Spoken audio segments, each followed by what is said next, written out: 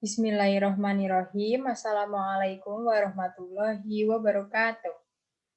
Oke, adik-adik semua, gimana kabarnya? Oke, alhamdulillah Kak Kanza juga baik dan semoga adik-adik dalam keadaan baik.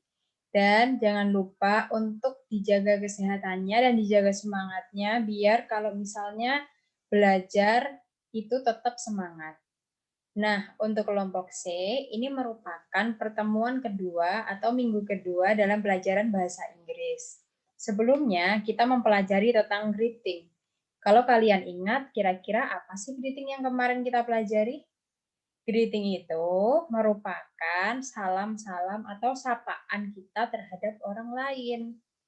Nah, untuk minggu ini kita akan mempelajari tentang self-introduction. Nah, kalau misalnya self-introduction sendiri artinya apa? Self-introduction artinya merupakan perkenalan diri kita kepada orang lain.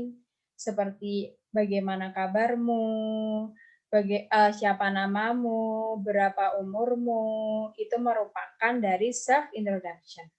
Nah, sebelum kita menuju ke pelajaran minggu ini, Kak Kanza ingin membahas tentang kuis yang telah Kak Kanza berikan kemarin. Mungkin adik-adik bisa memperhatikan dan mulai mengoreksi apakah jawaban adik-adik betul atau tidak.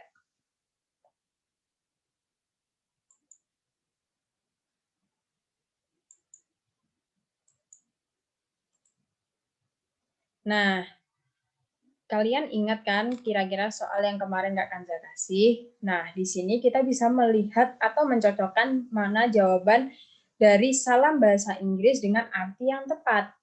Oke, kita mulai membahas satu-satu ya.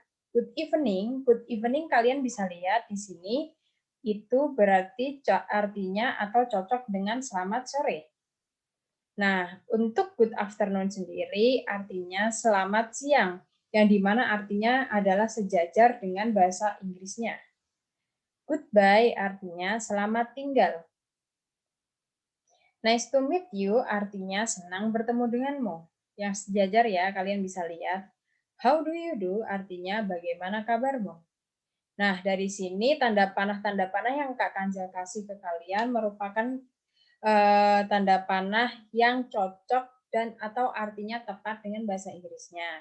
Kalian bisa mencocokkan atau mengkoreksi jawaban kalian, dan apabila ada kesalahan, kalian bisa membuat evaluasi atau mungkin menghafalkan lebih salam atau greeting dalam bahasa Inggris beserta artinya. Oke, untuk itu kalian setelah ini semoga bisa tetap fokus karena self introduction ini materinya lumayan banyak daripada greeting kemarin. Oke, self introduction. Adapun beberapa pertanyaan seputar introduction. Kira-kira kalau misalnya kita memperkenalkan diri kepada orang lain, sebelum kita memperkenalkan diri, kira-kira orang tuh bakal nanya apa sih ke kita? Oke. Di sini ada beberapa pertanyaan yang merupakan pertanyaan seputar introduction. Tapi di luar hal ini masih ada beberapa pertanyaan yang banyak yang sekiranya nanti akan Kak Kanza jelaskan. Oke, untuk yang pertama, pasti orang pertama kali menanyakan kepada kita, what is your name atau siapa namamu? What is your name berarti siapa namamu? Yang kedua, where do you live? Where do you live artinya di mana kamu tinggal? Yang ketiga, how old are you? Yang berarti berapa umurmu? Yang keempat, what is your hobby? Artinya, apa sih hobimu? Dan yang terakhir, what do you want to be? What do you want to be? Berarti, apa cita-citamu? Nah, 5 pertanyaan ini merupakan pertanyaan yang general atau umum atau pertanyaan yang sering ditanyakan oleh orang lain kepada adik-adik atau kepada kita ketika kita ingin memperkenalkan diri kita. Oke, untuk selanjutnya. Adapun beberapa cara memperkenalkan diri. Yang pertama, itu tadi pertanyaannya what is your name, maka kita bisa menjawabnya dengan let me introduce myself, atau berarti izinkan saya memperkenalkan diri. Nah, sebelum kalian memperkenalkan diri, kalian mempunyai beberapa kalimat yang kalian bisa ucapkan kepada orang lain, dan apabila kalian mengucapkan kalimat ini terlebih dahulu sebelum memperkenalkan diri, kalian akan dikenal sebagai pribadi yang lebih sopan. Nah, selain let me introduce myself, kira-kira kalimat apa sih yang bisa digunakan untuk memperkenalkan diri? Untuk yang kedua, kalian bisa menggunakan I would like to introduce myself, yang berarti saya ingin memperkenalkan diri. Nah, dua kalimat ini, let me introduce myself dan I would like to introduce myself, merupakan kalimat perizinan atau kalimat awal sebelum kalian memperkenalkan nama, umur, atau cita-cita kalian. Oke, sampai sini semuanya paham ya, insya Allah. Itu yang kedua. Nah, yang kedua biasanya kalian pertama kali memperkenalkan nama kalian atau telling your name, yang berarti beritahu namamu. Nah, di sini ada dua cara bagaimana kalian memberitahu nama kalian kepada orang lain. Pertama, hello, my name is titik titik titik. Contoh, hello, my name is Kanza, yang berarti halo, nama saya Kanza. Nah, selain itu kira-kira bisa pakai kalimat apa sih, Kak? Selain itu, kalian bisa menggunakan kalimat you can call me Kanza. Nah, atau yang berarti kamu bisa memanggilku Kanza. Jadi, terserah kalian, seenak kalian. Kalau misalnya kalian ingin memperkenalkan nama kalian kepada orang lain, kira-kira kalimat mana yang kalian lebih enak untuk dibicarakan? Entah hello, my name is Kanza, atau you can call me Kanza. Nah, itu tergantung adik-adik. Oke, setelah itu, telling your location atau sebutkan lokasimu. Oke, untuk poin yang pertama, dalam tabel biru, I am from, yang berarti saya berasal dari. Untuk yang kedua, I am coming from, yang berarti saya dari. Nah, bedanya apa sih? Perbedaan dua ini, I am from berasal dari, berarti saya berasal dari, nah itu kalian, di mana tempat kalian dilahirkan. Itu baru memakai kalimat I am from. Nah, tapi kalau I am coming from, berarti kalian barusan melakukan, maksudnya kalian misal dari rumah, dari kantor, dari sekolah, itu kalian menggunakan I am coming from. Yang berarti saya dari rumah atau saya dari sekolah. Jadi, misal kayak I am from, itu kan lokasi kalian, daerah kalian atau asal kalian. Nah, itu bisa dari Jogja, Malaysia, Indonesia. Berarti kalau Malaysia, Indonesia, Yogyakarta, itu makainya I am from. Kalau kalian bilang saya dari kamar mandi, saya dari rumah, saya dari kelas, itu memakai kalimat I am coming from. Dari sini kalian bisa membedakan dua hal itu ya. Untuk yang ketiga, ini masih seputar lokasi.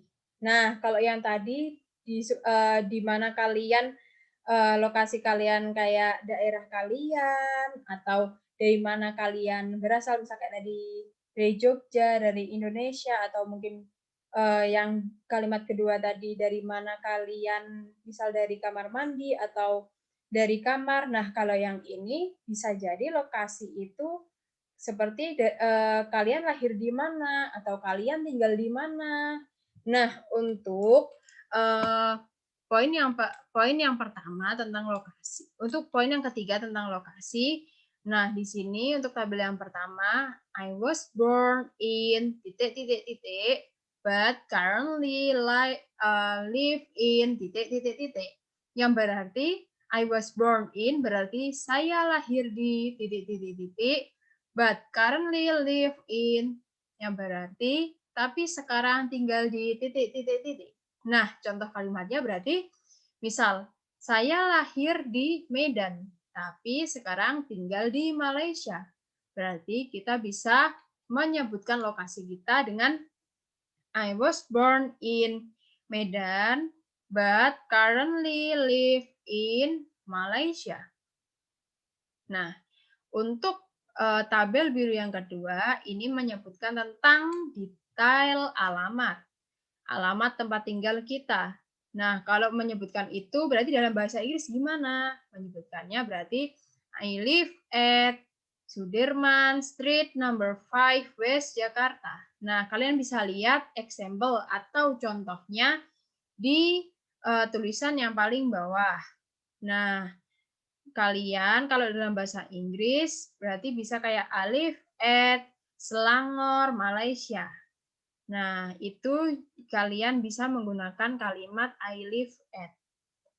Oke, atau I live at bisa kalian gunakan untuk di mana kalian tinggal.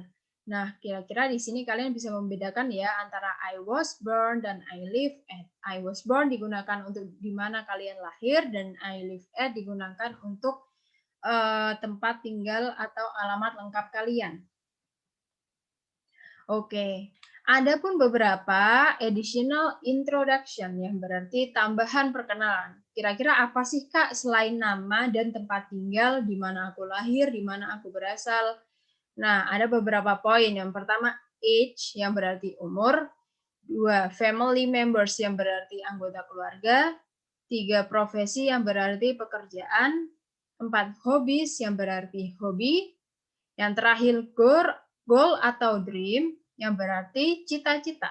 Nah, kira-kira pertanyaan seputar umur, anggota keluarga, pekerjaan, hobi, cita-cita merupakan tambahan dari perkenalan kalian mengenai nama, di mana kalian tinggal, yang tadi sebelumnya kakak sudah jelaskan.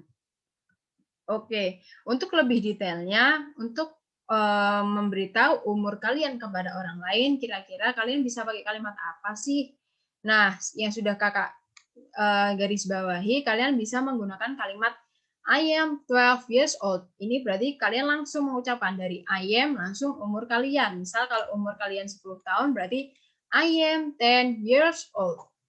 Atau kalau kalian mau bisa menggunakan kalimat my age is 21 years old, yang berarti umur saya 21 tahun. Nah, di sini sama kayak tadi, kalian terserah enak di mana nyamannya kalian bisa menggunakan I am dan my age is. Sudah digarisbawahi ya, kira-kira kalian tahu ya mana bedanya. Untuk selanjutnya, yaitu family members. Untuk detail family members atau anggota keluarga, ketika kalian memberitahukan kepada orang lain tentang anggota keluarga kalian, kalian bisa menggunakan kalimat my father's name is atau my mother's name is.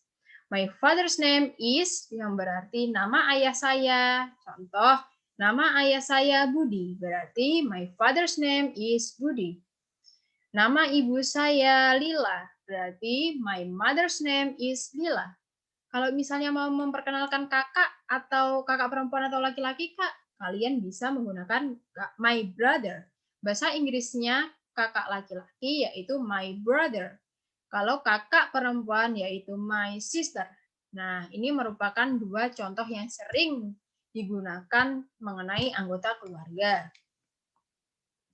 Oke, selanjutnya selain itu tentang family members, kira-kira ngasih tahu apa lagi sih? Nah, ini biasanya kalian memberitahu tentang kalian tuh kira-kira anak pertama, anak kedua, atau anak ketiga.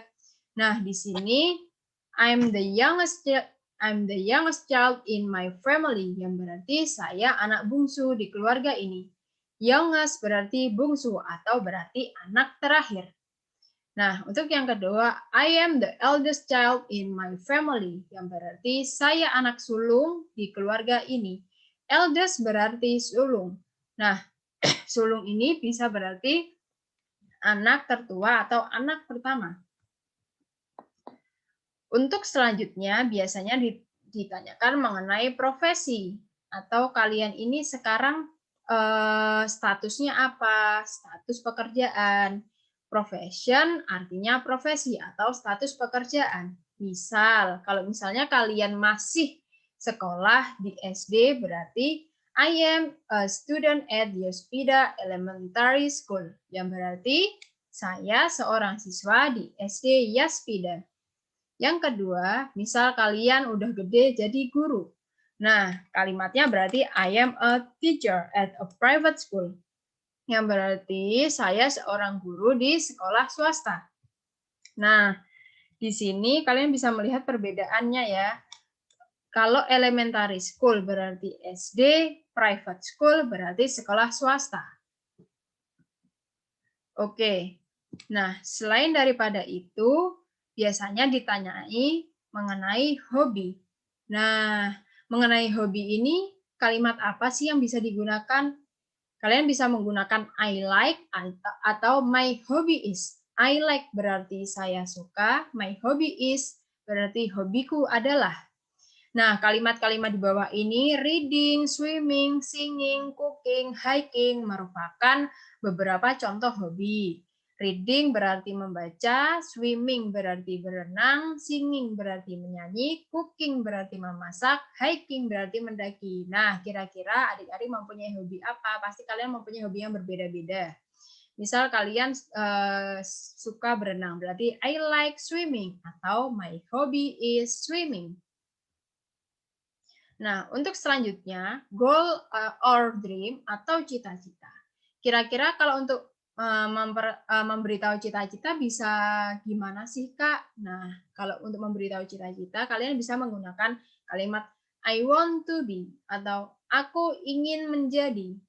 Nah, kalian pengen jadi apa nih? Nah, ini contoh-contohnya. Misal kalian pengen jadi dokter, ilmuwan, penyanyi, dokter gigi. Nah, a doctor, bahasa Inggris dari dokter. A scientist, bahasa Inggris dari ilmuwan. A singer, berarti penyanyi. A dentist, berarti dokter gigi. Semoga adik-adik semua di sini sekarang bisa mencapai cita-citanya. Jadi untuk mencapai cita-cita harus apa? Harus rajin belajar. Kalau adik-adik semua udah rajin belajar, maka adik-adik semua akan menempuh cita-cita yang adik inginkan. Oke, alhamdulillah kita sudah berada di akhir sesi dari pelajaran ini. Insya Allah apa yang kakak berikan dapat bermanfaat kepada adik-adik semua. Nah, kali ini kakak emang nggak akan memberikan kuis karena ini tentang self-introduction. Mungkin kalian bisa mempraktekkan diri kalian kepada teman-teman kalian. Ya, misalnya kalian memperkenalkan nama, umur, profesi, hobi, seperti apa yang Kak Kanza contohkan. Dan jangan lupa untuk dilatih terus-menerus, karena bahasa Inggris ini perlu pelatihan yang terus-menerus. Kalau misalnya kalian berhenti sampai sini aja, itu akan lupa. Jadi ini harus diaplikasikan. Mencoba untuk memperkenalkan diri kalian kepada teman-teman kalian yang lain. Oke.